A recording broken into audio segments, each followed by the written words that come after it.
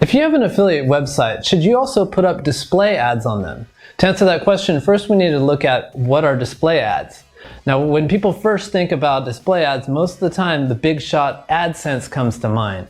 There's AdSense, just like some other networks like Mediavine and AdThrive. These all are ad networks, and what they allow you to do is they're going to place different banner ads, sidebar ads, inline ads on your website, and when people see these ads and click on them, that's a fair chunk of passive ad revenue and clicks that you'll get on these ads, allowing you to earn a little bit of extra income on your site.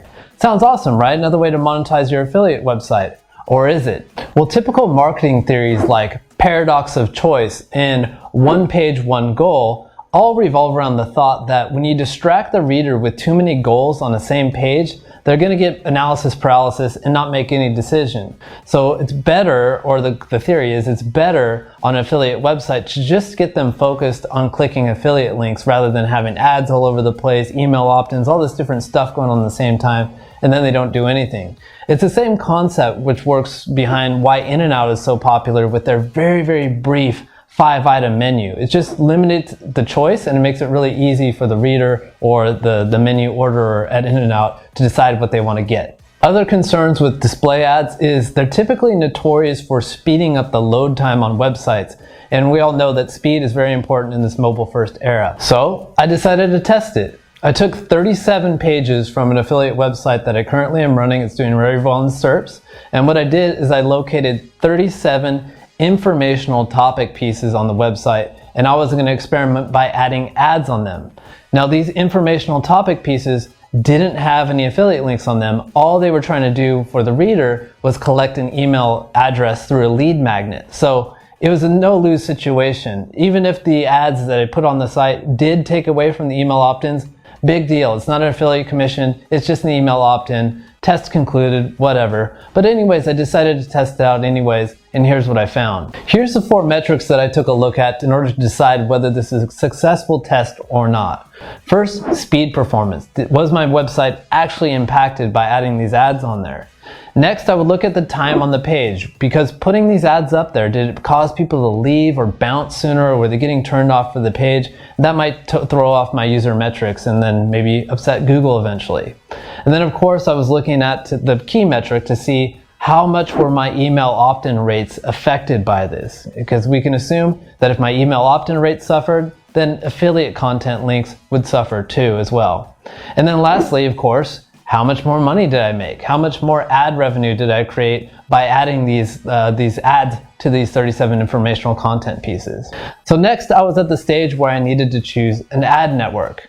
Now, the first 2 ones I looked at were AdThrive, Mediavine, and then eventually I looked at Ezoic.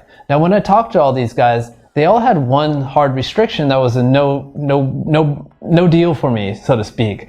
Basically, they didn't allow me to cherry pick and choose which of the pages I was going to put my ads on.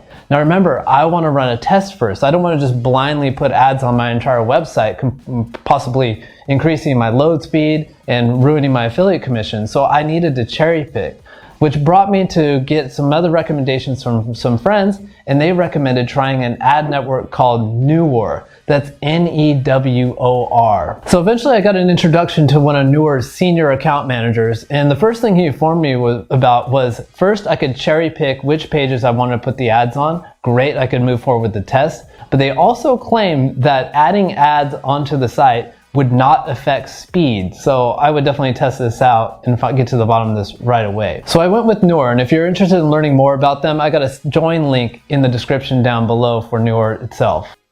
Here's a basic layout of how our pages looked before the ads were added. You can see that we typically have a layout like this, where there's email opt-in links in the body of the article and one in the sidebar. We added the ads based on the recommendations from the Newor manager, so they look like this. Bear in mind, this model is out of scale. It doesn't actually look like a ton of ads and opt-ins with little content. We just make sure there's never more than one of these elements on the same page. Now for the results. First, let's talk about speed. Over the 37 different pages, speed had a negative 2% impact on the speed, meaning an average of 2% slower load time on the websites. So I kind of brush this off as being a don't care situation. If my website's loading at 1 second, then 1.02 is not a big deal. Okay, let's move on. Time on page was actually negatively hit though. So when we averaged this out over the 37 pages, we found that it had a negative 19% impact on the amount of time people were staying on the pages. So people weren't spending as much time on my content, which kind of makes sense. If we have more exits on the page, that's more potential places for people to leave my content. So it got me a little bit worried, but I dug a little bit further and I found, you know what, actually my bounce rate wasn't changed at all. So most of the time people were getting to the content, they were looking at the website, maybe they're clicking on the email opt-ins, maybe they were clicking on new content, or maybe they were clicking on the ads. But there wasn't necessarily an increase in bounce rate of people looking at the content and just saying, ugh, too many ads, let's get out of here. So they weren't bouncing, they weren't pogo sticking, so I had nothing to worry about. It wasn't like people weren't getting their proper answer. They were getting their answer, and that was signified by them continuing on through a link throughout the rest of the site or another page. Now the super crazy result that I didn't expect at all is that the email opt-in rate increased 29%. So the amount of emails opt-ins that I would get on a per daily basis actually increased 29%. That didn't make sense to me at all, but the theory I had behind it is the ads are so prominent in most of the big publications on the internet. All the big newspapers have them. Every single large website, WebMD, all these big large websites have ads on them. So it could be some kind of trust indicator to people seeing these ads and just seeing like, okay, this is a normal thing, I'm in a normal website. And they actually gave up their email addresses easier. So I don't know if this theory is true, but hey, I'll take it. And lastly, the fun one, ad revenue. How much more money did I make for the website because of installing these ads on these informational content pieces? Well, we eventually moved up to about $20, $22, $23 a day from adding these ads on these pieces. But then eventually the algorithm kind of figured things out, and we eventually settled at about $40 a day, which is about $1,200 a month. Pretty easy. Now the question you might be having is, should I now put display ads all over the website, not just my informational content pieces, but also the affiliate content as well? Well, based on my tests, my email opt-ins were not affected at all. So by that same logic, my affiliate links shouldn't have a reduction in clicks at all. In fact, it could increase. So I say go for it. So if you'd like to see the full case study, go ahead and click the link below and it'll give you a link to the full blog post where you get all the data and all the conclusions from these tests. Also, if you're interested in joining with Newer, go ahead and click the other link below where you get access to the network that had zero impact on my site speed. Good luck.